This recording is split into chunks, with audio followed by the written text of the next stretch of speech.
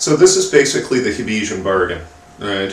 What he points out to us is that left to our own devices, we are inevitably going to wind up in a state where it's everyone against everyone, right? If we really succumb to this restless and ceaseless desire for power after power that ceases only in death, and if we are the sort of limited creatures that Hobbes claims that we are, then one of our options, at very least, has to be this state of nature, this war of everyone against everyone, right? In which it's in no one's best interest. Nobody gets what they want, right? Nobody can even consistently hope to survive it. It's a Mad Max movie, right? It's a zombie film, right? It's one of those states in which, right, there's just no hope of survival, right? So what he points out here is that the principal causes of quarrel are, again, admixtures of fear and desire. We fight one another for gain, right? We fight one another out of fear.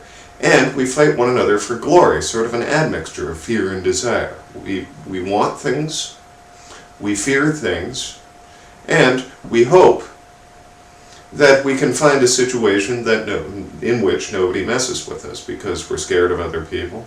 And if we can just use our clout, we can more readily get what we want, if we can rely on our reputation. So it's our passions that get us into this mess.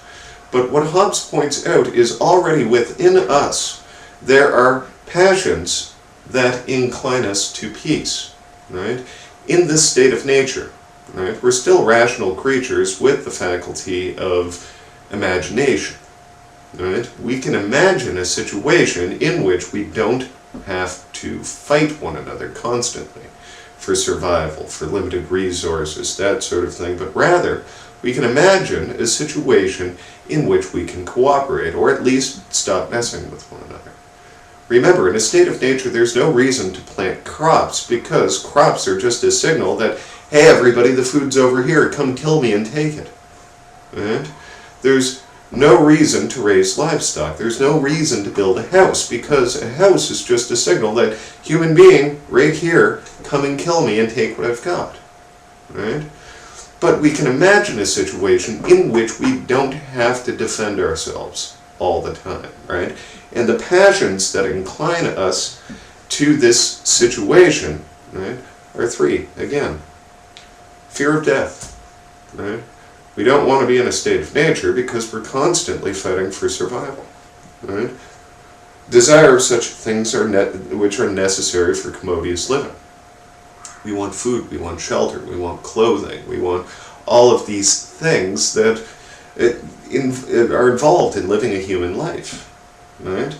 And then third, finally, the hope, sort of, again, admixture of fear and desire, right?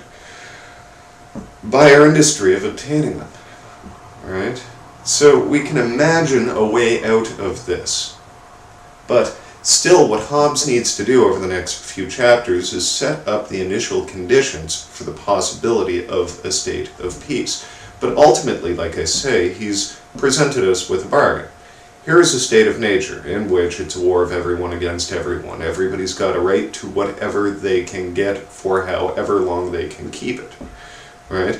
Everybody is justified in doing whatever it takes to defend their own life at all costs. Right? Nobody cooperates, there's no art, there's no culture, there's no science, there's no shared communal buildings, there's no architecture, there's none of the things that we want in a human society in this state of war, and what's more, we probably won't survive it. Right? Versus a state of peace. Right? State of nature, nobody gets what they want.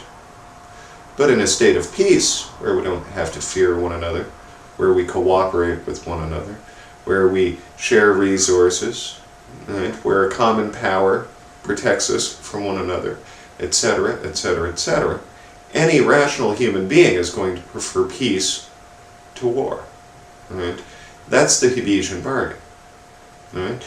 Now, we're inclined to peace. How do we get it? Right? Well, in chapter 14, what Hobbes turns to is natural laws and contracts. And the first thing that he defines for us is our right of nature. And it's a commonsensical definition. We exist, right? We've got a right to exist, right? So our natural right, our inalienable natural right, is to use our own power to preserve our own life by any means at our disposal, right? Use every last breath to get another breath, right? We've got a right to exist, right? And defending ourselves, defending our own existence, is our natural right. Then he points out that there are these laws of nature, right? Now, a law of nature, what it is, right, is distinct from a right, right? A right, right, consists in a liberty or freedom to do whatever one may have to do. Our right of nature is to preserve our own life by any means at our disposal. A law, on the other hand, is an obligation to do what one must do. And what these laws of nature are, well, he tells us they're on 189, they're a precept or general rule found out by reason, by which man is forbidden to do that which is destructive to his own life, or to take away the means of preserving the same, and to omit that by which he thinks it may best be preserved. Right? So what these laws of nature are quick and ready rational calculations of self-interest. Right? And it's rather telling that the first law of nature, right, is basically telling us that peace is in our best interest when other people seek peace as well. Right? Seek peace and follow it when others do so too. Otherwise, make use of all of the advantages of war. Right? If you've got a chance of getting peace, try and get it. Right? But if you don't have a chance, don't still try and get it, because that's dumb and you'll wind up dead. Right? So, common sense, rational calculations of self-interest is what these laws of nature are. And the first one tells us what we just took a look at. State of nature bad, state of peace good. Right? State of nature, nobody gets what they want. Whereas state of peace, on the other hand, we've got at least a hope of getting some of what we want. Right? If we are rational, self-interested, power-hungry creatures, a state of peace is really the only way to go. Because in a state of war, we all lose. Right? In a state of peace, at least some of us come out on top. Right? So, the second law of nature, right, tells us to lay down rights only insofar forth as others do so as well. Right? So, for example, if I am coming to an agreement with you and I say, okay, you don't come on my land. This is my land. You don't come here. Period. And I don't agree to respect your property. Right? I've just asked you to lay down a right without laying down one on myself. Right? It's not a mutually beneficial agreement. The only person that benefits is me. Right? So, what Hobbes is telling us in the second law of nature is that when we are striking a bargain for peace, get a good deal. Right? In a sense, lay down rights only insofar forth as others do so as well. A good method of laying down rights to people's mutual benefit might be, I'll stay off your land if you stay off my land. Right? Or, I'll give you this basket of apples for that parcel of potatoes. Right? I'm giving up my right to this, and you're giving up your right to that.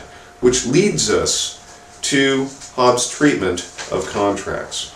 It's going to be finally by coming to these sorts of formal agreements with one another that ultimately opens the door for peace. A contract, Hobbes tells us, is a mutual transferring of a right.